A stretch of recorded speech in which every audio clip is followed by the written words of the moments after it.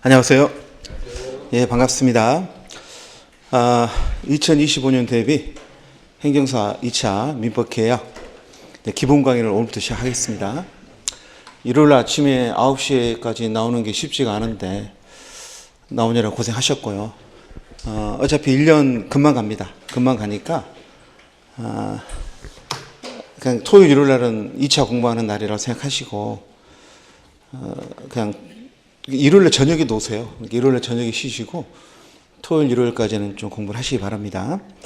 오리엔테이션 한 5분 정도 하고요. 바로 본 내용 들어가겠습니다. 첫 번째 보시면요. 자, 우리 강의는 이제 기본 이론 강의인데요. 일단 이 중에는 지금 내년 동차를 같이 노리신 분도 계시고, 그다음 기득권자도 계시거든요. 기득권자도 계셔서 그걸 다 맞춰서 강의를 해야 되는데, 기득권자들은 자기 스케줄이 있을 겁니다. 자기 스케줄에 맞춰서 강의 하시면, 수업을 들으시면 되고, 동철 하신 분들은 되도록이면 제가 설명드린 게 맞춰서 좀 1년 계획을 좀 짜보시기 바랍니다. 2차 계약법 시험은 50분 동안 보는 건데, 논술이 한 문제가 나오고, 약술이 3문제가 나온다고 돼 있거든요. 근데 실제로 논술 1번은 1-1번, 1-2번으로 나눠져 있고, 2개는 다른 논점이기 때문에 실제로는 5문제고요. 그래서 제가 강의할 때 편의상 5문제로 말씀을 드리겠습니다. 그 다음에, 그걸 공부를 어떻게 할까를 고민해 보셔야 되는데, 지금까지 기출된 문제가 우리 12회 치러졌잖아요. 그렇죠. 그러니까 12번 치러졌고, 5문제면 몇 문제입니까? 60문제죠. 9회 때 한 번은 1-1, 1-2, 1-3 그래서 3가지로 나눈 적이 있었고 1회 때는 그냥 논술이 40점짜리 한 문제였어요. 그래서 그걸 따져보면 60문제거든요. 60문제 중에서 계속 기출된 문제들이 있으니까 어떻게 분류하냐에 따라서 좀 그 횟수는 다르긴 한데 대략 기출된 문제는 40문제 이하입니다. 주제는. 그래서 이 40문제는 무조건 하셔야 돼요. 그 출제위원들이 기출문제를 내는 걸 좋아하죠. 그래야만이, 출제 오류를 빗게 갈 수 있잖아요. 남들이 냈던 거, 아무 문제 없었던 거 또 내는 게, 그래서 기출문제는 다 해야 됩니다. 시험장 가기 전에 기출문제는 답안지를 다 써볼 겁니다. 문제는 아직 안 나온 게 있거든요. A급 문제에도 불구하고. 그게 최소 10개 이상이 돼요. 안 나올 이유가 전혀 없습니다. 그런데 안 나온 게 있어서 그걸 추가를 하겠습니다. 요거는 답안지 2-3번 써본다면 한 4번 정도 써보고 갈 겁니다. 그 다음에 추가 최신 판례란 건 최근 3년 또는 5년치인데, 민법 같은 경우는 한 5년치를 봐야 됩니다. 5년치를 봐야 되는데, 이게 출제위원들이 들어가시면 최근의 판례 사실관계를 그대로 내기를 좋아하시거든요. 작년에 1-2번 문제도 2013년도 판례 이야기였고, 올해 1-1번, 1-2번도 다 최근 판례 하나씩을 알아야 풀 수 있는 내용들이 들어 있었습니다. 그 판례를 안 쓰고 답안지를 쓸 수도 있어요. 근데 아마 그 판례를 썼으면 5점 이상 가산점을 받았을 겁니다. 그 다음에 추가 최신 사례는 뭐냐면 다른 시험에 나왔던 거죠. 우리 기본서에나 핵심 요약집이 없는 그런데 시험에 나왔던 것들이 있거든요. 되게 사례는 생판 모르는 걸 만드는 게 아니라 최근에는 이 판례를 사례화시키죠. 그분들이 이게 판례 사례라 그러는데, 그래서 중요한 판례들은 그걸 사례화시켜서 준비를 해야 됩니다. 그게 한 10몇 개 됩니다. 근데 이 내용들이 우리 기본서에는 기출문제가 부록에 연도별로 쭉 실려져 있고, 그 다음에 곧 1월 전에 나올 핵심 요약집에는 기출문제가 진도별로 실려 있어요. 근데 공부는 진도별로 하는 게 좋습니다. 공부는 진도별로 하고, 연도별로는 확인하는 거 봐요. 작년에 뭐 나왔나? 재작년에 뭐는 확인할 때 연도별로 보는 거고, 공부는 진도별로 하셔야 돼요. 그래서 핵심 요약집에는 진도별로 실어놨고, 그 중간중간에 중요한데 안 나온 문제들을 넣어놨어요, 거기다가. 실제로는 미기출 문제를 10문제 이상을 준비해야 되는데, 제가 여러분에게 추가로 프린트를 나눠줄 문제는 몇 문제 안 됩니다. 다 거의 핵심 요약집에 들어있습니다. 그다음에 추가 최신 판례는 이건 핵심 요약집에 거의 안 넣어놨어요. 좀 어렵거든요. 어려워가지고, 이건 다 프린트로 나눠드립니다. 나눠드리고, 추가 최신 사례는 계속 만들어야겠죠. 그래서 9월달 우리 실전 모의고사 끝날 때까지 계속 만들어가지고 나눠드릴게요. 최근에 작년 올해 법무사 시험 문제가 좀 쉽게 나왔어요. 어제 법무사 시험 치러졌거든요. 그래서 우리가 좀 쓸만한 최근의 법무사 문제 중에서 우리가 좀 가져다 쓸만한 문제들이 몇 개 있더라고요. 그런 거 다 제가 좀 조절해가지고 너무 길거든요, 문제가. 그래서 우리 시험에 맞게 다 조절을 해가지고 문제를 쉽게 나눠드릴 겁니다. 그전에는 그냥 중요한 판례라고 해서 이걸로 나눠드렸더니 시험에 나오면 사람들이 응용을 못 시키더라고. 그게 그건지도 모르겠고. 그래서 이걸 판례를 전부 다 사례화 시켜가지고 나눠드리겠습니다. 됐죠? 그 다음에 이제 공부하는 방식은요, 크게 4단계로 가는데요. 처음에는 이해하는 단계인데, 이해는 기본서를 통해서 하는 거죠. 왜 그러냐면 판례 원문이 기본서에 들어있어요. 우리 핵심 요약집에는 판례 원문이 없습니다. 그걸 넣으려고 고민했는데, 책이 기본서보다 더 두꺼워지더라고. 그래서 그러면 의미가 없고, 그래서 뺐어요. 그래서 이해는 기본서로 하셔야 됩니다. 기본서의 판례들 다 이해하셔야 되거든요. 하나하나 사실관계까지 다 이해하셔야 됩니다.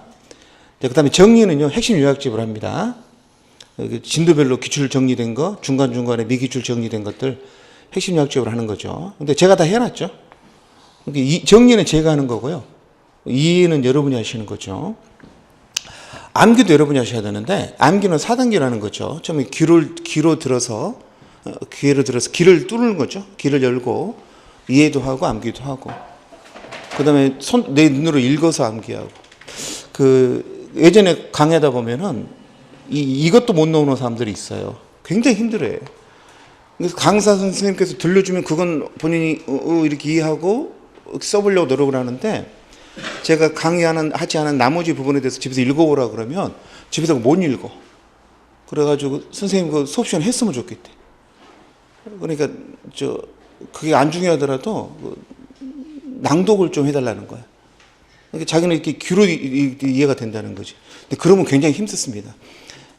주관식 시험을 보려면 써야 되잖아요. 쓰려면은 이건 말이 안 되죠. 그래서 일단 눈으로 봐서 이해할 수 있고 암기할 수 있어야 돼. 이걸 고급 표현으로 눈에 바른다 그래요. 머리를 암기하는 게 아니라 눈에 발라가지고 이 문장이 좋은 문장이고 이 문장을 나중에 베끼면 좋겠구나 이렇게 체크도 해놓고 현관편으로 밑줄도 쳐놓고 눈에 바른다 그러죠. 예. 제 예전 후배는 참 기출을 볼 때마다 황당했는데 공부를 굉장히 잘했거든요. 근데 공부하는 방식은 진짜 무식했어요. 걔가 요즘에는 수능 전국 탑 클래스 등수에 드는 애인데 잘못하면 수석할 뻔한 그런 애였는데 책에다가 사색 현관편으로 그냥 전부 다 하루 종일 색칠만 칠하고 있는 거. 그냥 하루 공부하는 게 색칠 공부야. 그래서 이제 우리는 어이가 없는 거죠. 이렇게 공부를 잘하는 사람이 이러고 있다는 게 말이 안 되잖아. 근데 얼마나 그냥 뛰어난 능력이 있었냐면은 나중에 색칠된 거 있잖아. 그걸 색칠도로 다 암기를 해요. 머릿속에. 이렇게 사진 찍듯이 들어있는 거야. 자기가 빨간색 색칠한 거 있잖아요. 팔레면 다 빨간색으로 쳐놓거든요. 그럼 머릿속에서 빨간색만 탁탁탁 떠올릴 수가 있는 거야. 우리하고는 머리가 다른 거죠. 그래서 걔는 여기까지 안 가고 색칠 공부 끝나면 공부 끝난 거야. 그리고 걔 책은 아무도 안 훔쳐가. 도서관에서 책 같은 거 많이 잃어버리거든요. 줄 잘 쳐놓은 거 훔쳐가요. 새 책으로 훔쳐가는 게 아니라 줄을 잘 쳐놓고 정리 잘해놓은 책 있잖아. 그런 거 훔쳐가가지고 훌륭한 판검사 되려고 훔쳐간 애들이 있어. 근데 걔 책은 아무도 안 훔쳐가. 왜? 책에가 그냥 사색 형광펜으로 그냥 모든 줄이 찾혀져 있거든. 사법시험도 우수한 성적을 합격했습니다. 근데 우리는 여기까지 가야 됩니다. 우리 객관식은 여기까지 가면 돼요. 근데 주관식은 더 가야 됩니다. 입으로 말할 수 있어야 됩니다. 물어보면은 툭 튀어나와야 돼. 위험부담, 그럼 말할 수 있어야 되고, 타임 걸림 담보층이 그러면 중얼중얼 어느 정도는 말할 수 있어요. 말할 수 있으면요, 시험장에 쓸 수 있어요, 기본적으로. 근데 완벽한 점수를 받으려면 손으로 쓸 수 있어야겠죠. 손으로 쓰는 건 또 다른 문제입니다. 손으로 쓰려면 글씨가 느린 사람도 있고, 글씨를 못 쓴 사람도 있고, 자기 글씨에 자기가 화가 나는 사람들 있잖아. 저도 그 중에 하나인데, 글씨가 못 쓰는 건 상관없어요. 근데 글씨가 느리신 분들은 꼭 손으로 써보고, 그 답안지를 자기 필기 속도에 맞춰야 됩니다. 그러니까 남들만큼 쓰려고 노력하지 말고 내가 쓸 수 있는 한도 내에서 얼마만큼 쓸 수 있는 걸 해가지고 줄이세요. 과감하게 줄여도 돼요. 줄여도 기본 점수 받으면은 그 점수 모아가지고 합격할 수 있습니다. 예를 들어서 완벽한 답안지를 쓰면 우리 시험은 20점에서 16점을 주거든요. 만점에 16점이에요. 80점이죠. 28에 16. 16점을 주는데 지금까지 제 수강생 중에서 제가 파악한 번호는 가장 높은 점수가 85점이었어요. 건이는 17점씩 맞은 거죠. 17점씩 한 문제당. 근데 17점을 맞으려면은 그 제가 나눠준 그 답안지 핵심 요약집 내용을 완벽하게 똑같이 카피를 떼야 돼. 건이가 그랬거든요. 그럴 때 85점 나오더라고. 쉬운 일이 아니죠. 그래서 보통은 이건 못 맞고요. 보통 우리가 어느 정도 완벽하게 썼다 14점 정도. 16점 너무 세고 14점 정도 맞으면 70점 아닙니까? 우수한 성적으로 합격합니다. 민법 70점 맞으면 평균이 60이 안 되는 현 상황에서 민법 70 맞으면은 커트라인 자기 평균 점수가 70 몇 점 될걸요. 그럼 수석할 수도 있겠죠. 근데 좀 글씨를 느리거나 많은 내용을 못 쓰신 분들은 12점은 맞아도 돼요. 12점 맞으면 몇 점입니까? 60점이잖아요. 우리 커트라인 60 안 됐잖아. 그리고 민법은 저 커트라인보다 밑으로 보통 맞거든요. 60 맞으면 훌륭한 성적을 합격하는 거죠. 그래서 글씨가 느리신 분들은 이걸 노리시는 건 말이 안 되고 양을 줄여가지고 이거 맞으시면 돼요. 그래서 민법 60 맞고 사무관리 80 맞고 절차론 70 맞으면 평균 해가지고 한 70 원절이 나옵니다. 그래서 이걸 꼭 맞춰서 하세요. 그 다음에 이제 마지막에 또 하나가 더 있는데 이제 손으로 쓴 걸 제가 그리고 손으로 쓰는 문제인데 표현하는 문제가 남아있죠. 표현하는 문제. 표현하는 것은 답안지는 8분 답안지에 맞춰 놓을 겁니다. 그러니까 우리가 저 50분에 써야 되니까 한 문제당 몇 분입니까? 10분이잖아요. 10분 중에서 요즘 문제가 길어져 가지고 문제 읽는데 2분 걸려요. 문제가 있고 이게 무슨 문제를 파악하는지. 이게 여러분 이거 소홀히 하시면 안 돼요. 올해 기출문제 3번 같은 경우도 전부 타인 권리 및 담보 책임을 써야 되는데 거기 문제에 써 있어요. 타인 권리라고 써 있는데도 제3자 병의 권리로 써 있는데도 거기다 위헌부담 잔뜩 쓰고 나오셨어.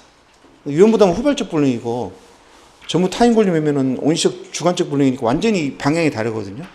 하나는 동쪽, 하나는 서쪽인데 문제를 어떤 분은 그러더라고. 문제를 읽고 위헌부담을 쓰다가 도중에 알았대. 내가 좀 잘못 쓰고 있다는 걸 알았다는 거야. 문제를 읽고 봤었는데 다시 문제를 보니까 잘못 쓴 것 같아. 어떻게 해야 돼, 여러분? 어떻게 해야 돼? 그냥 써야 돼? 지우고 다시 써야 돼? 그 판단이 안 되는 거야. 시험이 촉박하니까. 그래서 그냥 썼대. 본인이 잘못 쓴 것 같은데 이게 잘못 쓴 걸 확신하려면 다시 문제 읽어보고 또 다시 생각을 해봐야 되잖아. 그 시간이 아까운 거야. 그래서 어떻게 했다고? 그냥 썼대. 선생님 몇 점이나 받을 수 있을까요? 아니 틀리면 이렇게 전체 그을 수 있거든. 그거 다시 쓰면 되잖아요. 그래서 이제 중간에 알게 돼서 고민했다 그러는데 그래서 2분은 드려야 됩니다. 물론 이게 이제 단문으로 나오면 1분 안에 끝낼 수도 있겠죠.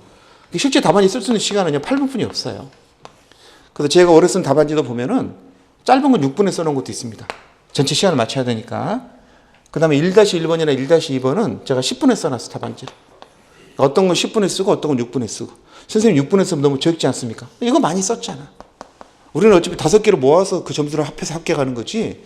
이것도 이쁘게 쓰려고 교과서에 수록하고 좀 이쁘게 쓰잖아? 그럼 이건 제대로 못 쓸 거 아닙니까? 그럼 여기서 점수 오고 여기서 이럴 게 똑같아요. 그래서 기본적으로 8분 답안지를 지향하고 8분 답안지를 쓰려면 첫 번째 중요한 점이 뭐냐면 서론을 안 쓰는 겁니다. 예전 같으면 서론, 본론, 결론이잖아요. 요즘에 그렇게 안 써요. 요즘에 그냥 결론, 근거 이렇게 쓰거든요. 예전에 답안지는 이렇게 썼거든. 예전에 사법시험 답안지는 문제 제기 또는 문제의 소재, 어디 문제가 있다는 거, 쟁점을 정리하는 거죠. 두 번째, 본론을 쓰는 거죠.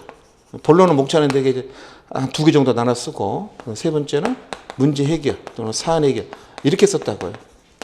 이게 예전에 사법시험 목차 답안지였고 이 문제 제기에도 점수가 배점이 돼 있었어요.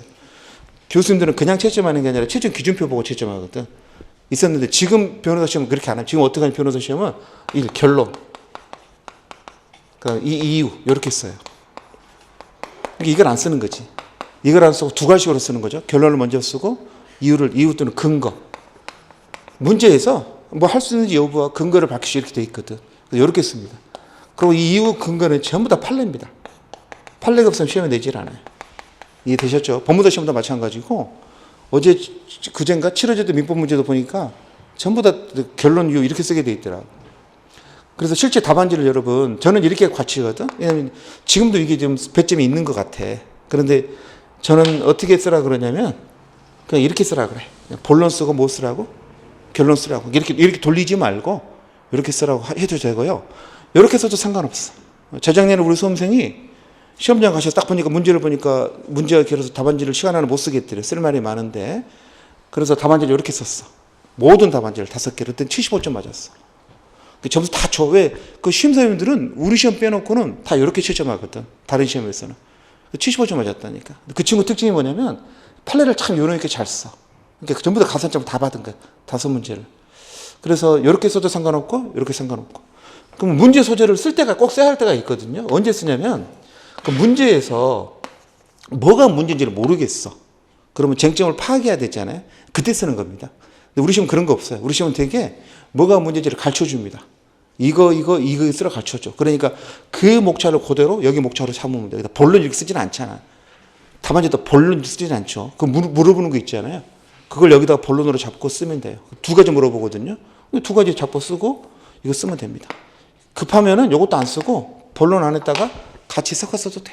점수 다 줍니다. 걱정 안 하셔도 됩니다. 제가 왜 그러냐면 이거 열심히 쓰다가 이거 못 쓰시는 분들이 계셔. 시간이 부족해. 그럼 점수 더 깎이죠. 얘보다는 얘가 더 배점이 높을 거니까. 그래서 시간이 그 시간 내리시는 분들은 이거 생략하고 쓴다. 그러면 8분 안에 맞힐 수 있어요. 근데 이것도 여러분들한테 쓰라기 힘들죠. 그래서 제가 다 답안지 만들어 드릴게요. 4가지 중에서 정리하는 거하고 표현하는 것은 제가 해야 할 몫이죠. 제가 여러분 이쁘게 정리해 드리고 그 다음에 표현할 수 있는 답안지 나눠 드립니다. 이게 작년에 2024년 대비할 처음으로 책으로 묶였는데 그전에는 이거 여러분 프린트로 나눠줄 때는 마지막에는 이게 280페이지인가 됐어요. 감당이 안 되더라고. 그래서 책으로 묶으면서 싹 뺐어. 팔도 다 빼고 다 빼가지고 그 사례도 몇 개 빼고 기본적인만 넣어놨어. 그래서 양이 많지가 않아. 그 대신 여기에 나와 있는 제가 여기서 설명드리는 A급, B급은요 완벽하게 외우셔야 돼요. 왜? 이것은 요 답안지거든. 그러니까 더 줄일 수도 없고 완벽하게 외우셔야 됩니다. 그러면은요 최소한 3개는 맞습니다. 3개는. 나중에 여기서 이제 한두 개 헷갈릴까 몰라도 3개는 맞아요.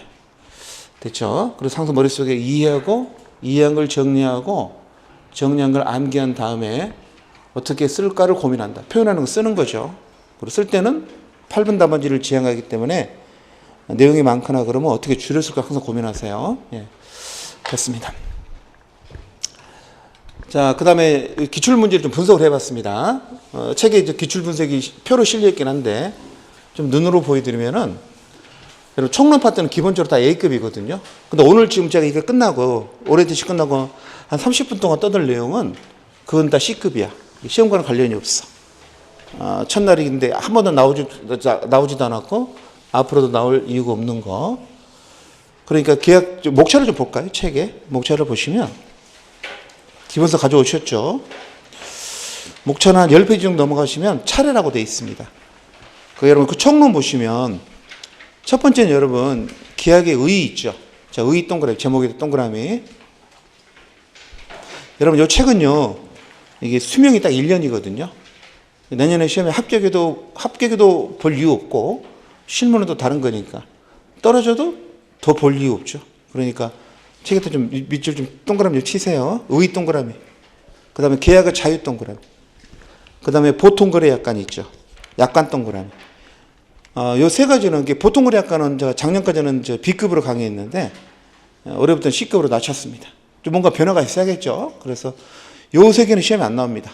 종류는 B급인데요. 나올 확률 거의 없어요. 우리 같은 준 사례가 나오는 시험에서. 그러면 총론에서 뭐는 시험에 안 나온다는 거죠? 1절, 2절, 3절, 4절까지는 시험에 안 나와요. 나온 적이 없어요, 지금까지. 12년 동안 안 나왔다 그러면 앞으로도 안 나왔다고 생각하는 게 합리적인 거죠. 나올 수도 있지만 혹시 나오지 않을까? 그럼 아무것도 못합니다. 합리적으로 생각하셔야 돼요. 시험은 총론 딱 3개 나옵니다. 자, 성립 A급, 효력 A급, 해지 A급. 이 3파트 나옵니다. 원래는 성립에서 나왔어요. 개체가. 원래 이제 문제가 나올 때는 5문제 중에서 총론서 2개까지도 나올 수 있거든요. 근데 올해는 총론서 하나 나왔습니다. 여기 이거 내다 보니까 여기서 못 냈어요. 하나뿐이 못 나왔는데 요 2가지가 성립입니다. 이 청약과 승낙 있죠. 요게 성립이고요. 오늘 공부할 거. 이게 아직 기출이 안 됐습니다. 시험 문제에서 기출됐다고 4회 10회 기출됐 표시되어 있는데 4회 10회 나왔던 문제는 청약과 승낙에 의하지 않고 계약이 성립하는 경우를 쓰라고 그랬어요. 정작 나와야 될 청약 승낙이 안 나왔어요. 12년째 찍고 있습니다. 그래서 청약의 확률이 굉장히 높죠. 이게 나올 것 같아요. 근데 12년 동안 그랬습니다. 12년 동안 이게 나올 것 같아요. 계속 안 나와요. 왜냐하면 대한민국 모든 시험에서 계약법을 치르는 시험에서 사법시험 59년 역사 중에서 청약을 물어본 적은 단 한 번도 없었어. 다른 게 낼 게 많다는 거야. 최근에 변호사 시험에서 한번 물어봤었어. 그래서 저는 그 문제를 기대하고 있어요. 그게 나올 거라고. 그다음에 이 성립에 또 하나 더 있거든요. 그게 계약 체결상 과실입니다. 요게 우리 기출입니다. 10에 단문으로 나왔습니다. 2번 문제. 그래가지고 계약 체결상 과실 책임에 대해서 요건과 효과를 약속하시오 나왔죠. 두 번이나 나와가지고 좀 출제 가능성이 떨어졌는데 시험 문제 내신 분이 그냥 간단히 점수를 주는 단문 문제로 나와서 가장 쉬운 문제였습니다. 요 두 개가 성립이에요. 계약 성립 파트. 그러면 내년에는 개체가가 나올까 안 나올까요? 안 나올 확률이 많죠. 그런다고 해서 제끼면은 시험 날까지 불안에 떠는 거예요. 그렇게 요행을 바라지 말고 다 해야 됩니다. 됐죠? 그 다음에 동시행정권이 있잖아요. 그 다음 위험부담, 제3자를 위한 계약, 이 세 가지는요, 계약의 효력 파트입니다. 그렇죠? 세 가지는 계약 효력 파트고요. 시험 문제 많이 나왔죠? 동의항도 2번 나왔고, 요건만 2번 물어봤어요. 그 다음에 위험부담 같은 경우 3번이나 나왔고요. 제3자를 위한 계약도 2번이나 나와가지고, 2025년도에는 그 위험부담이 있잖아요. 요게 확률이 높죠? 이렇게. 그래서 크게 보면 이 두 가지. 그 다음에 동시행정권에도 그 요건 쪽, 여기 요건하고 효과가 있거든요. 들어두시면 됩니다. 이 효과가 시험에 안 나왔어요. 효과를 단문으로 써놓는 게. 그래서 얘도 좀 예상 문제가 되고. 요건에서 우리가 공부할 내용이 4가지가 있어요. 4가지 중에서 하나 주제만 2번 나왔어, 저기서. 똑같은 문제가 2번 나온 겁니다. 그래서 안 나온 게 좀 더 여기서 3문제 정도 있어요. 그래서 케이스로 나오면 이것도 확률이 높습니다. 근데 이게 문제가 뭐냐면 총론에서 그 1번 문제로 케이스를 만들면 1-1번, 1-2번을 만들어야 되는데 그게 쉽지가 않아요. 이게 2번이나 3번 쪽에서 준사를 해가지고 요걸 하나 물어보든지 아니면 효과를 약속하라 물어보든지 아니면 위험부담에 관한 굉장히 중요한 케이스가 시험에 안 나왔거든요. 대한민국 모든 시험에 다 나왔는데 그거 문제 나올 수 있습니다. 효력 파트고요. 그 다음에 해제 해지 파트인데요. 해제는 크게 3가지가 있죠. 법정 해제. 3번이나 나왔습니다. 그 다음에 약정 해제. 그 다음에 합의 해제. 합의 해제는 2번 나왔고요. 약정 해제는 여기 매매 쪽에 들어가시면 계약금 있잖아요. 그 계약금 계약에 의한 해제가 약정 해제입니다. 그래서 여기는 출제가 안 된 걸로 되어 있는데 여기서 출제가 됐죠. 8가지. 머릿속에 8가지는 A급 문제로서 다 외우고 간다. 청약 승낙, 계약 체결상 과실, 동시행정권, 위험부담, 제3자를 위한 계약, 법정해제, 약정해제, 합의해제 8가지 항상 머릿속에. 그렇죠?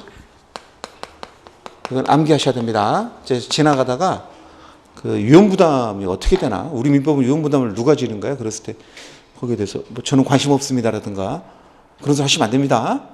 그 위험을 누군가는 부담하겠죠. 뭐 하자는 겁니까? 이게 정확히 알고 있어야 됩니다. 위험부담이 뭔지. 그 법률 용어를 알고 있어야 돼요. 그 답안지 쓸 때는 여러분, 답안지를 우리가 소위 일반 용어로 풀어 쓰는 거 있잖아. 굉장히 안 좋은 습관이에요. 왜냐면 말이 길어져. 그리고 교수님들이 풀어 쓰면 그걸 읽어봐야 돼. 자기도 낯서니까 뭔 말이지? 읽어보잖아. 읽어보면 점수는 깎여. 읽어보고 점수를 잘 주는 게 없어. 읽어보면서 얘는 참 어려운 법률 용어를 잘 풀어 썼네. 하고 점수를 주는 게 아니라 얘는 왜 이렇게 길게 썼을까? 짜증나게 이렇게 된다고. 자기가 채점에는 흐름이 끊겼잖아. 그래서 법률 용어 그대로 외우셔야 되는데 가장 좋은 건요. 조문을 그대로 외우는 거예요. 왜? 우리는 법전 안 주잖아요. 법전을 주는 변호사 시험은 판례를 쓰는 게 중요하고요. 우리 시험은 법전 안 주지 않습니까? 그래서 여기 나왔던 다 조문들이 있거든요. 이 조문들을 완벽하게 암기하셔야 돼요. 여러분 조문만 베껴도 8점을 줍니다. 이렇게 우리는 베끼는 게 아니라 조문만 쓰는 거죠. 변호사나 법무사는요. 조문만 베껴도 걔들 기본 점수는 줘요. 그런 친구들이 있어 가가지고 조문만 베끼고 와도 점수를 줘. 그것 때문에 떨어지지 말라고 기본 점수를 준다니까. 그러면 그거 조금 받아가지고 모아서 합격하는 거죠. 판례 하는 거고. 이론은 안 중요해요.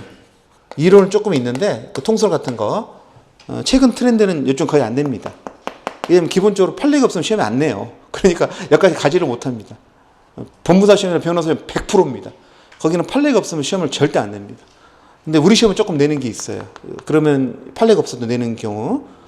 그래서 이 순서대로 암기하는 거죠. 그리고 조문만 써도 8점을 받으니까 20점 만점에서 조문을 완벽하게 암기하셔야 됩니다. 그렇죠? 이게 535조고 536조 537, 538 이렇게 되거든. 그렇게 이제 뭐가 딱 말하면 어떤 조문인지 알 수 있을 정도로 두들 튀어나와야 돼. 외우셔야 됩니다. 강론 파트는요, A급이 4개거든요. 전에 5개 했는데, 위임을 B급으로 낮췄어요. 최근에 계속 안 나와서. 이런 임대차는요, 12번 모두 출제됐습니다. 1회부터 12회까지.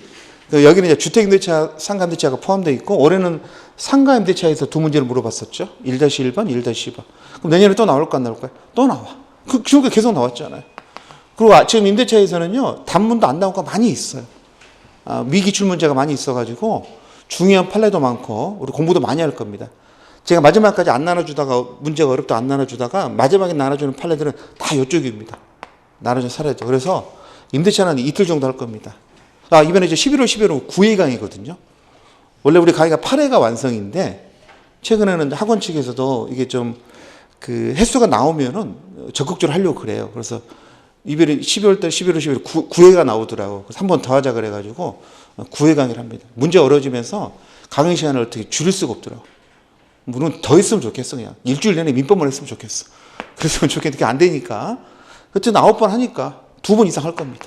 왜냐하면 민법상 임대차도 있고 주임법 상위법이 있거든. 그러면 12회 때 상위법이 나왔으니까 내년에 또 상가가 나오진 않겠죠. 라고 합리적 판단을 하고 주임법적으로 열심히 볼 겁니다. 주임법 문제가 지금 이제 1회 때 나오고 계속 안 나오고 있어, 기본적으로. 주임법이 2번 나왔거든요. 1회 때 묵시갱신하고 도중에 임차권 등기명령 2번 나왔는데 대항력이나 우선면 조건이 안 나오고 있거든요. 그래서 그걸 좀 하겠습니다. 매매도요, 한 8번 나왔죠. 매매도 굉장히 중요한 거죠. 매매도 지금 계속, 매매는 나온 데가 계속 나옵니다. 담보책임에서도 올해 또 나왔는데, 담보책임에서 지금 안 나온 게 또 3문제 정도 더 있어요. 그래서 매매도 열심히 할 거고요. 얘도 한 이틀 이상, 얘도 이틀 가까이 할 거고, 그다음 교수님들은 도구를 굉장히 좋아하십니다. 이게 건설 도구 문제가 있어가지고, 시험이 4번이나 나왔는데요. 이 3번은 같은 문제입니다. 문제가 똑같은 문제가 계속 나오는데, 어려운 판례가 좀 있거든요. 그래서 할게요. 도급은 전문 용어들이 많아요. 우리 일반 법률 강의 쓰는 게 아니라 건설 현장에서 쓰는 전문 용어들이 있거든요. 우리가 그게 낯설어가지고 잘 이해가 안 되는데 해야 됩니다. 그래서 제 책이 일반 교과서보다 더 자세하게 돼 있어요. 하도 문제가 계속 나오니까 제가 보강을 시켜가지고 조합도 올해 또 나왔습니다. 조합 문제는요, 올해 12회 때 문제는요, 2009년도 사법시험 문제가 나왔어. 사법시험에서 59년 역사 사법시험에서 59년이 맞나? 그 정도 될 겁니다. 조합이 딱 한 번 나왔거든요. 케이스를 물어본 게. 그게 2009년도에 있는데 마지막에 이제 문 닫아가면서 그 문제를 똑같이 냈습니다. 액수만 6천에서 1억으로 바뀐 것 말로 똑같아. 제 핵심 요약집이 실려져 있었던 거고, 여기 2회 때는 이걸 단문으로 물어봤어. 조합 채무에 대한 책임을. 10회 되니까 뭘로 물어봤다고? 준 사례로. 요즘에는 어지간히 단문으로 안 물어보거든요. 우리 시험만 단문을 낸다니까. 변호사 시험, 법무사 시험, 법원행 시험 전부 다 케이스야. 사례 문제. 문제집이 문제가 5-6줄이, 5줄이 아니라 5-6장이에요. 그 하나에 10개씩 물어보고 그래요. 변호사 시험. 시간이 좀 미치는 거죠. 근데 좋은 점은 있죠. 단문을 안 내니까 외워서 쓸 요건 효과를 안 외워, 그 친구들은. 케이스로 나올 것만 공략하고 케이스로 나올 수가 없다. 그러면 절대 안 봐. 책을 호치해서 찍어버려. 혹시 볼까봐. 그걸 방지하려고. 진짜 찍어서 그걸 안 내, 진짜로. 암묵적으로 딱, 변호사 시험은요, 임대차, 매매, 도급, 조합, 여기까지만 내. 가끔 증여. 나머지 하나도 안 내. 딱 암묵적으로 정해져 있어. 왜냐면 나머지는 판례가 없거든, 기본적으로. 그래서 요 4개는 여러분, 노란색 켜놓은지 아세요? 이걸 어떻게 하냐면, 책 순서는 매매가 1번이죠? 순서대로 따지면, 그 다음에 2번 임대차, 그 다음 도급, 그 다음에 조합이거든. 임대차가 무조건 나왔다고 임대차를 먼저 하지 말고 순서대로 하는 게 좋아. 왜냐면 공부는 순서대로 하는 게 아주 머릿속에서 끄집어내기가 좋거든요. 그래서 1번 매매 공부하고, 시간 나면 임대차 공부하고, 시간 나면 도급 공부하고, 시간 나면 뭐하고? 조합 공부하고. 항상 머릿속에. 강론에서. 무조건, 올해는 여기서 다 나왔죠? 여기서 2개. 담보채무 3개. 여기서 조합 4개. 여기서 4문제 나왔다고. 한 문제는 여기서 나왔으니까. 그러니까 다른 거 하나도 안 보고 요것만 보고 총론만 보고 갔어도 시간 전략할 수 있었겠지.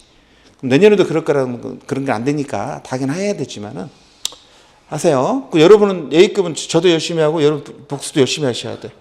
제가 얼마나 당황했냐면은 이렇게 많이 나와서 계속 반복하고 가르쳐서 모의고사도 여러 번 냈는데 시험 직전에 모의고사를 보는데 거짓말 쓰고 앉았더라고.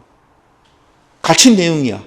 그래서 이것도 나올 것 같으니 다시 한번 정리해야 될 때 그것도 좀 더 거짓말을 써놨어. 그러니까 아직까지 이게 그 머릿속으로 제대로 이해가 안 된 거야. 그러니까 사례를 내니까 이 사례가 뭘 물어본지를 몰라가지고 전부 다 거짓말 쓰고 앉아있더라고. 그래서 올해는 더 제가 큰맘 먹고 더 열심히 할 겁니다. 내년에 또 나올 거니까 이제 뭘 해야 될지 다 정해져 있고 그 안에서 나올 겁니다. 그 다음 B급, C급은 여러분이 하는 게 아닙니다. 이건 집에서 공부하는 거 아니에요. 저랑 있을 때 제가 시켜드립니다. 여러분 이게 하기도 바쁘지 않아. 그렇죠? 그래서 B급 문제는요, 2년에 한 번씩 나옵니다. 우리가 지금 12회잖아요. 6문제 나왔잖아. 하나, 둘, 셋, 넷, 다섯, 6문제 나왔거든. B급 문제에서. 2년에 한 번씩 나오는데 12회 때 안 나왔습니다. 그러니까 내년에 나올 확률이 좀 높아진 거죠. 근데 B급에서 가장 중요한 건 증여입니다. 그래서 증여 2번 나왔는데요. 최근에 증여가 또 판례가 하나 나왔거든요. 그 망은행위 해제해서 증여자가 증여를 했는데 수증자가 그 증여자를 패잖아? 범죄를 하게 되면은 그 증여계약을 해지할 수 있다. 그런 조문이 있어. 여기서 범죄 행위가 뭐냐에 대한 판례가 최근에 튀어나왔어. 그래서 사법시험에서는 다 그거 예상하고 있고 그 문제가 법무사는 기출이 된 것 같은데 그래서 그 중요한 판례가 있거든요. 하나, 2개 정도 있는데 그거에 좀 확률이 좀 높습니다. 내년에 혹시 B급 나온다 그러면 2문제나 출제됐지만 다시 증여가 높아요. 그 판례를 물어볼 걸 확률이 높습니다. 그걸 제가 그 기출된 건 찾아놨고 그다음에 그 범죄에 관련된 판례는 사실관계 읽어봤더니 와, 그 사실관계가 드라마틱해. 뭐 드라마 보는 줄 알았어, 진짜로. 쫙 써놨더라고. 어떤 관계를 써놨는데 그래서 그걸 나중에 문제로 만들어서 여러분 나눠 드리겠습니다. 소비대차나 준소비대차 나올 만한 게 나왔고요. 여행계약도 여러분 최근에 여행계약이 신설이 됐잖아요. 그 7회 때 나왔는데 그때는 단문으로 나왔거든요. 근데 최근에 되게 판례가 하나 또 튀어나왔어요. 여행계약에 대해서. 그다음에 그 연수작교인가 교수님께서 논문도 하나 쓰셨더라고. 여행 주최자 담보 책임에 대해서 본인이 사례를 만들어가지고 그래서 그것도 하겠습니다. 그분이 들어가시면 될 거 아니야. 자기가 논문까지 썼으니까. 유일하게 안 나온 게 현상 광고입니다. 그래서 우리가 계속 이것을 B뿔 정도 뽑았거든. 안 나온 얘기가 나올 거다 그랬더니 12회 때 안 나왔습니다. 여러분 이거 하셔야지. 위임은 여러분이 하는 일이 위 수임인이잖아요. 그래서 1회 때 나왔거든. 수임인의 의무가. 그래서 이걸 A급으로 올려놨더니 세상에 나머지 11년 동안 한 번도 안 내는 거야. 그래서 과감하게 너는 2군으로 가라. 그래가지고 이건 내렸습니다. 그 정도 기회를 줬으면 더 이상 미련이 없죠. 프로야구 좋아하시는 분들은 무슨 말인지 알 텐데 프로야구로 보다 보면은 감독이 어떤 선수가 계속 기회를 줘요. 계속 기회를 줘. 안 되는데 요거 바가지로 쳐먹는데도 대타로 내보내고 대주자로 내보내고 중간 되면 바꿔서 수비도 시키고 그런다고. 걔가 이제 포텐셜 터질 때까지. 그래도 계속 안 터집니다. 그럼 어떡합니까 이제? 딱 2가지야. 2군에 처박아 둡니다. 네가 살 뺄 때까지. 지금 안 되는 게 살이 살쪄서 안 되는 것 같아. 2번째 뭐 하죠? 트레이드 시킵니다. 그 트레이드 시킨 선수는요 다시 못 봅니다. 트레이드 시킨 선수 다시 돌아오는 경우 그런 경우는 없거든. B급이 트레이드인데 걔를 나중에 사올 일은 없지 않습니까? 그래서 그 이름만 떠오르면 아련한 선수들이 있어요. 제가 좋아하는 팀에 3년을 기회를 줬는데 결국 꽃을 피우지 못했습니다. 위임. 그래서 이제 2군으로 올려놨습니다. 근데 이것도 판례가 좀 있거든요. 그래서 이것도 좀 내년 확률이 좀 있어요.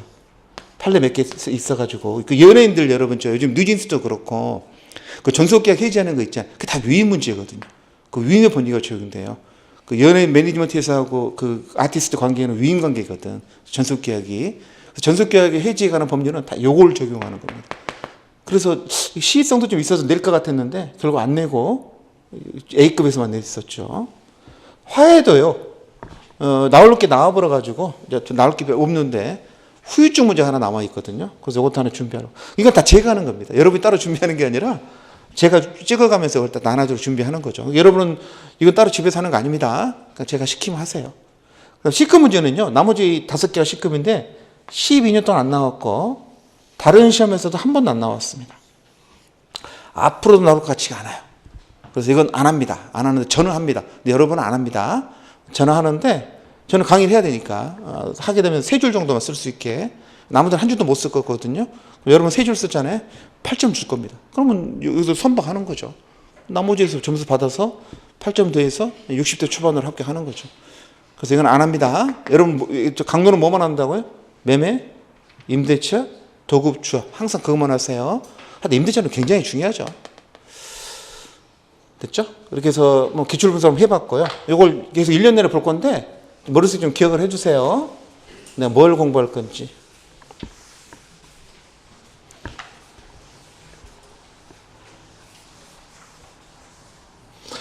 그 모든 걸 다 하면 좋은데 다 하기 힘들잖아요. 근데 여기 보시면 우리가 좀 해야 할 문제가 최소 몇 문제입니까?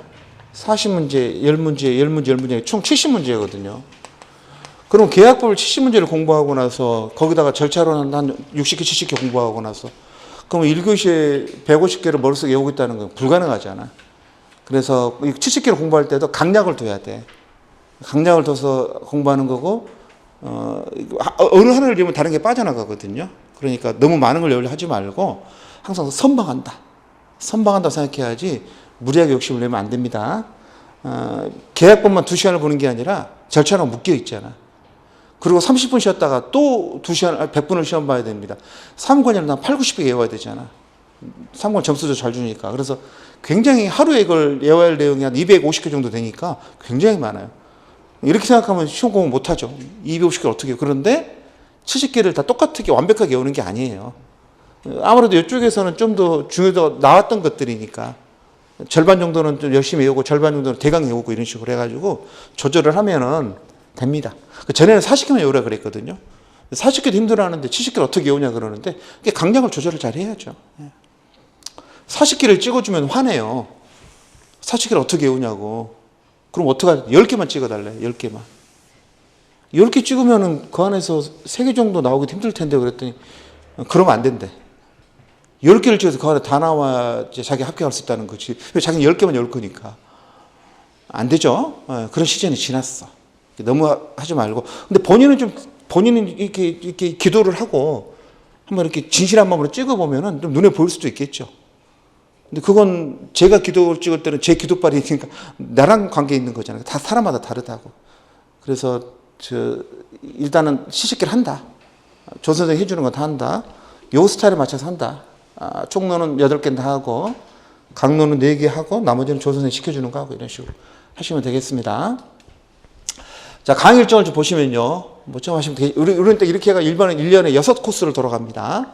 6코스를 돌아가는데 11월, 12월 달에는 이제 우리가 이게 어떻게 보면 기로 암기하는 거죠. 기로.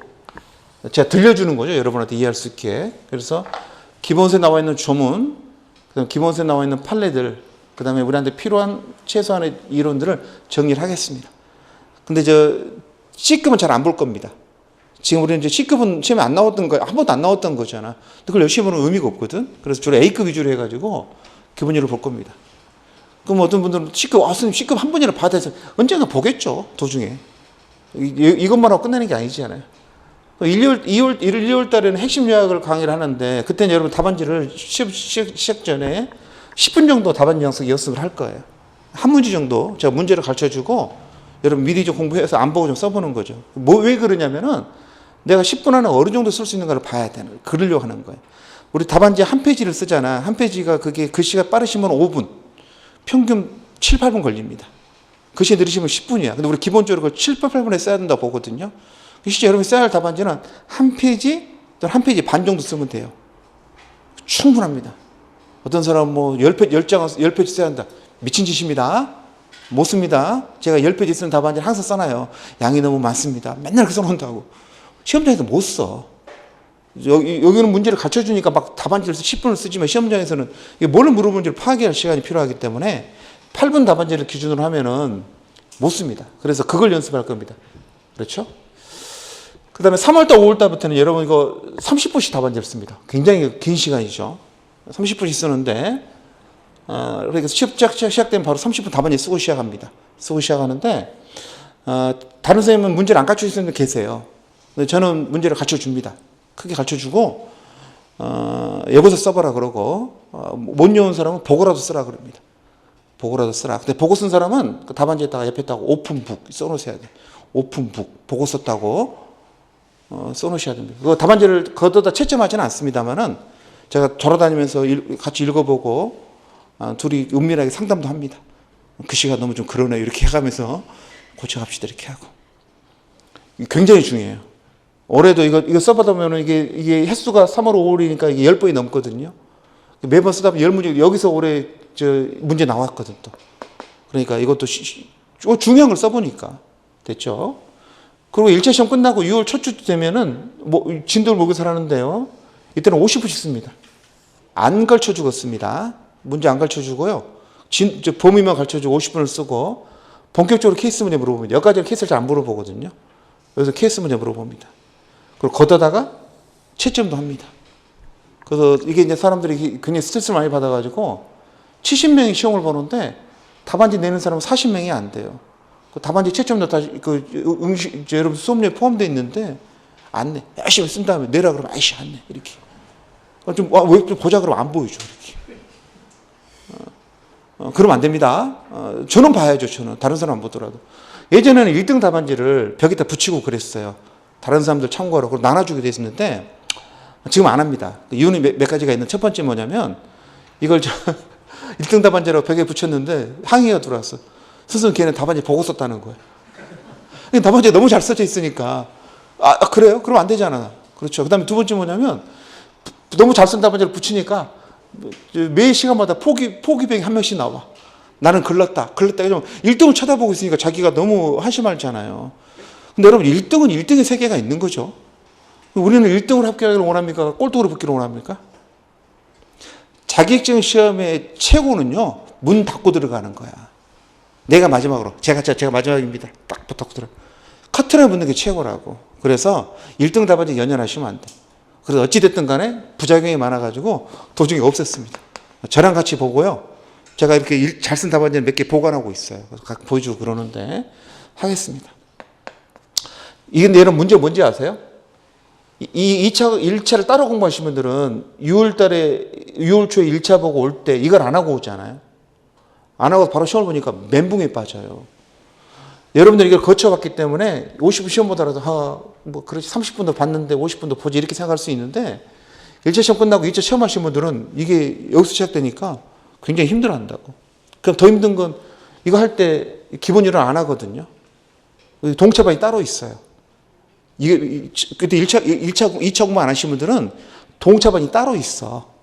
이거 해야 되니까. 그리고 근데 그분들이 동차반 안 가시려고 그래. 자기도 여기 동차반이야. 나 여기 들어가겠다고. 나도 메이저리그에서 뛰어야지. 내가 KBO 가서 뛰겠냐. 이렇게 한다는 사람도 있다니까. 그래가지고 여기 오시면 굉장히 당황하신다.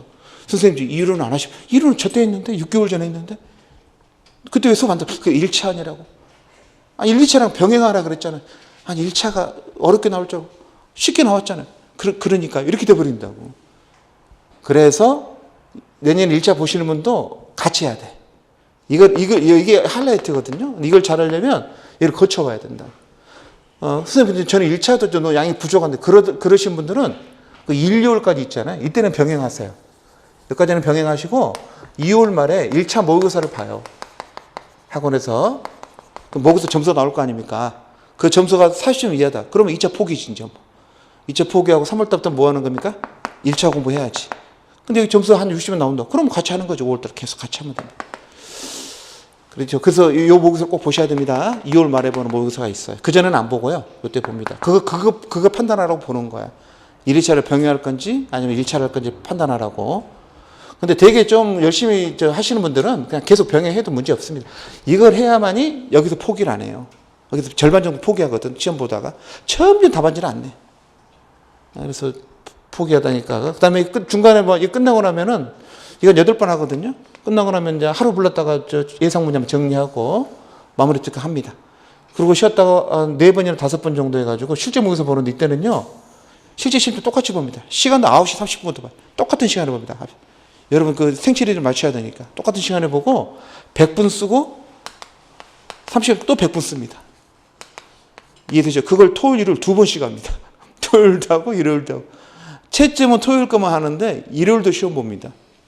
예전 같으면은 사람들 시험 안 볼 때는 이렇게 출석률이 떨어지고 그랬는데 2024년도 보니까 일요일날도 그렇게 많이 오시더라고. 채점 안 해주는데도 와서 시험 보고 강평 듣고 집에 가고 그래. 굉장히 힘들겠죠. 이걸 여기를 안 해오고 여기 시작한 사람들 너무 힘들어야지. 어떤 분들은 독학하다 이때 오신 분들이 있어. 토하려고 그럽니다. 이렇게 힘든지 몰랐다고 그러고. 그래서 이것만 생각하면 어렵지만 같이 쭉 이어서 온다 그러면 적응이 돼요. 그리고 여기까지 끝내야 됩니다. 그리고 여기서 문제가 다 나와요. 여기서 우리 예를 들어서 10회 시험 온다 그러면 50문제잖아요. 우리 70문제 공부한다 그랬잖아. 50문제 답안지 써보고 간다니까, 마지막에도. 그럼 거기서 나오겠지. 두 개 빗나가면 안 돼. 두 개 빗나가면 합격이 지장이 있으니까. 하나 정도 빗나갈 수 있는데 괜찮아. 그거 상관없어. 수석은 못하더라도 전혀 지장 없다. 근데 50문제를 써보는 건 진짜 고통스럽죠. 그것도 토요일도 쓰고 일요일도 쓴다는 게 얼마나 고통스럽습니까? 토요일에 쓰고 집에 가서 넉다운 돼 있는데 일요일에 놓을 때 또 나오래. 그래서 굉장히 힘들죠. 근데 우리 학원은 이게 전통이야. 13년 동안. 그래서 우리는 시험을 2번씩 봅니다. 토요일도 보고 일요일도 보고. 그래서 이걸 너무 부담스럽다서 어떻게 할 고민이 많았는데 내년도 똑같이 가기로 했어. 13년간 해왔으면 다 이유가 있는 거 아닙니까? 그래서 좀 힘들지만 하자. 그렇죠. 그래서 요 커리큘럼을 좀 미리 좀 알고 해주세요. 이 커리큘럼은 그냥 짜진 게 아니라 13년 동안 계속 진화를 해온 겁니다. 이렇게 됐다 저렇게 해가지고 최근에는 계속 이렇게 하고 있죠. 괜찮은 것 같아요. 그 다음에 공부할 때 좀 이해가 안 되더라도 여기서 못한 거 여기서 하면 돼요. 여기서 또 여기서 할 거야. 계속 할 거니까 중요한 거 4번씩 반복한다 그랬잖아요. 반복을 안 하니까 강의를 들어도 답안지 쓰지를 못하더라고. 어제 법무사 시험 보신 분이 그러시더라고요. 그 시험 전에 문제 나오는데 그 민법 문제 찍었어. 예상했고 다 그 찍어내서 자기도 시험 직전에 봤대. 또 봤어. 시험 직전에 화장실에 그걸 보고 들어갔는데 막상 쓰려고 하니까 안 써지더래. 방금 5분 전에 봤는데 나올 거라고. 그래서 그 문제 그대로 나왔어. 그래서 쓰려고 그랬더니 왜? 쓰는 건 또 다른 문제거든. 방금 눈으로 보고 왔잖아. 근데 자기 그렇게 써보지는 않았거든. 그러니까 쓰는 건 다른 문제다 보니까 방금 보고를 쓰려고 해도 자신이 한심하게 느껴지더래. 또 5분 전에 보고를 못 쓰냐고 이렇게 느껴지더라는 거야. 그래서 우리는 기본적으로 가장 많은 한 4번 정도 반복할 거예요, 제가. 반복하니까 좀 이해 안 되더라도 괜찮아요. 반복하고. 그 다음에 학원에 나오시면은 또 개인적으로 질문할 수도 있잖아요. 동의사 수험생들은 그 카페에다 질문하다 보니까 좀 불편하거든. 그래도 뭐 질문 많이 하시는데 좋은 질문들도 많고 여러분들은 직접 보고 질문하니까 가볍게 질문할 수 있잖아요. 그날 강의 듣다가 질문할 거 있으면 질문해 주시고 하세요. 자, 이렇게 해서 올해 수업이 끝났습니다. 네, 책으로 돌아가겠습니다. 자, 이거 생각보다 많이 걸렸네요. 조금만 더 보고 갈게요. 필요 없는 것들은 차례 다시 보세요. 여러분 다 보시면 계약 총론의 7절의 중에서 어디는 시험에 안 나온다고요? 1, 2, 3, 4절은 시험에 안 나옵니다. 그 목차 외워주세요. 의, 자유, 약관, 종류. 요 4가지는 시험에 안 냅니다. 정확히 말하면 나온 적이 없습니다. 네가 뭔데 안 내냐 그러면 안 되죠. 나온 적이 없습니다. 시험에 뭐가 나왔다고요? 성립부터가 시험법입니다. 지금 우리가 종류까지 이따 할 거거든요. 빠른 속도로 지나갈게요. 오늘 성립하다 끝날 겁니다. 다음 주는 효로가 다 끝나고 그 다음 주는 해제하다 끝나고 그래서 총론만 3주 또는 4주 정도 합니다. 됐죠? 강론 볼게요. 15개죠. 선생님 오른쪽 14절인데요. 8절에 2가 여행계약입니다. 신설되면서 신설될 때는 넘버를 따로 정하는 게 아니라 몇 조 2로 붙이거든요. 그래서 현재 우리나라 민법의 계약은 몇 가지라고? 15가지인데요. A급이 뭐라고요? 2절에 매매 동그라미. 내려오셔서 5절에 임대차 동그라미, 도급 동그라미, 오른쪽에 조합 동그라미. 요 4개가 A급입니다. 여러분은 A급만 계속 하시면 돼요. A급만. 차려보고 있습니다. 됐죠? B급도 기억나세요? 증여가 B급이고요. 소유대차 B급이고, 그렇죠? 여행계약 B급이고, 현상광고 B급이고요. 위임이 B급이고, 화해가 B급입니다. 이런 식으로. 목차를 좀 외워두면 공부할 때 편해요. 딴 데는 안 빠지고. 그리고 부록에는 제가 12개 붙여놨었죠? 쭉 뭐 본 다음에 연도별로 붙여져 있고, 법령에는 그 민법 계약편하고 주임법, 상임법만 넣어놓고요. 작년까지는 약관법이 있었거든요. 올해 뺐습니다. C급으로 떨어지면서 약관법이 시험법이 아니에요. 시험법은 아닌데 다른 시험에서는 약관 시험이 나옵니다. 다른 시험에서는 저 민사특별법은 당연히 시험법에 들어간다고 생각하고 있거든요. 근데 우리 시험법에는 발표를 했는데 그 발표한 것 중에 약관법이 빠져 있어요. 그래서 12년도 안 됐던 것 같아. 교수님들은 약관을 내고 싶어 하는데 약관법이 빠져 있으니까 안 됐던 것 같아. 그래서 올해는 부록에서도 약관법을 뺐습니다. 여러분 부담 좀 덜어드리려고. 예. 어떻게든 이제 부담을 덜어드리려고 최고 양을 계속 줄여가고 있는데 판례를 줄일 수가 없어가지고 양은 작년하고 똑같습니다. 판례를 많이 추가시켰는데도. 자, 넘기세요. 이걸 할 거고요. 자, 총론 들어가 보시면, 자, 계약의 의의 보시면 전혀 시험과 관련 없어요. 변호사 책에는 이 내용 자체가 없어요. 필요 없는 건 호치키에서 찍어본다 그랬죠. 우리도 필요 없습니다. 여러분은 저 펜을 2자로 준비하셔가지고 제가 밑줄 치라면 밑줄 쳐주세요. 밑줄 치라면 밑줄 치고, 그 다음에 밑줄 치라는 소리 안 하면 이렇게 빨간 줄 치라면 빨간 줄 치고. 그 다음에 제가 오늘부터는 이거 PPT를 이거 쓸 텐데, 이걸 띄울 텐데, 이 노란 글자 표시된 거 있잖아요. 이게 이제 밑줄 칠 때거든요. 중요한 부분. 이게 줄을 끄니까 안 보이더라고. 그래서 노란 글자 표시했으니까 나중에 공부할 때, 아직은 진도가 아니죠. 청약은 2시간 뒤에 나갈 건데, 그때 나가면 이런 데 보고 밑줄 치시면 됩니다. 뭐가 중요한가 봐가지고. 그러면 이 앞에는 왜 없냐? 다 C급이라니까. 성립 앞에는 다 C급이라 그랬잖아요. 의, 자유, 약관, 그 다음에 종류는 C급이기 때문에 앞에 좀 영상 자료가 없는 거죠. 자, 의 볼게요. 여러분, 계약의 의의가 뭡니까? 밑줄. 일단 계약을 공부하려면 채권부터 시작되는 거거든요. 채권은 뜻이 뭐죠? 특정인이 채권자죠. 다른 특정인 채무자죠. 특정 행위를 요구할 수 있는 권리. 특정 행위 청구권을 채권이라고 합니다. 동글동글. 특정 행위 청구권. 여러분, 특정 행위 있잖아요. 이 특정 행위를 독일말로 급부라 그래요. 라이스퉁이라 그래가지고 급부. 채권은 뭐라고요? 급부 청구권이죠. 뭐 해달라고 요구하는 권리입니다. 해달라. 그게 채권이죠. 자, 채권은 두째줄 법률행위에서 발생하기도 하고 법률의 규정에 발생하기도 하는데, 법률행위에서 밑줄, 법률행위에서 채권이 발생하는 가장 전형적인 게 뭐냐? 계약입니다. 이런 법률행위 3가지죠. 미처 공부했던 거 계획 생각해 보시면, 아주 공부 안 하시면 계시겠지만, 단독행위, 계약, 합동행위 3가지거든요. 근데 우리 이제 계약을 공부한다는 거죠. 3가지 중에서 계약이죠. 자, 내려와 보시면 채권법 구성, 민법 채권편 3편이 채권인데요. 1장 총칙. 1장의 총칙 끊으세요. 이게 채권 총칙이라고. 이게 시험법에 들어가면 굉장히 어렵습니다. 우리 시험법이 아닙니다. 우리는 이 안에서 채무 불이행 그 정도만 좀 약간 공부할 거예요. 자, 2장 계약. 자, 박스 치세요. 이게 우리 시험법입니다. 527733. 527733. 전화번호는 527733. 한 200개 되는 요 조문이 우리 시험법입니다. 이걸 우리가 줄여서 계약법이라 그래요. 컨트랙트 계약법이라 그러죠. 로스쿨 들어가면 바로 1학년 때 바로 이거 공부 시작하죠. 계약법부터. 그래서 여기 시험법이고요. 그 다음에 사무관리 부당이득 불법행위 시험법이 아닙니다. 개념만 조금 아시면 돼요. 부당이득 불법행위는. 우리 시험법은 어디라고요? 민법 제3편 제2장 계약 527733. 여기에다 2개만 더하면 됩니다. 뭐 2개 더한 게 뭐죠? 주임법, 상임법. 이게 시험법입니다. 약관이 없어서 약관법은 올해부터는 C급으로 내렸다 그랬죠. 여기 시험법이죠. 주임법, 상임법을 잘 시험에 안 내요. 교수님들은 특별법 잘 모르거든요.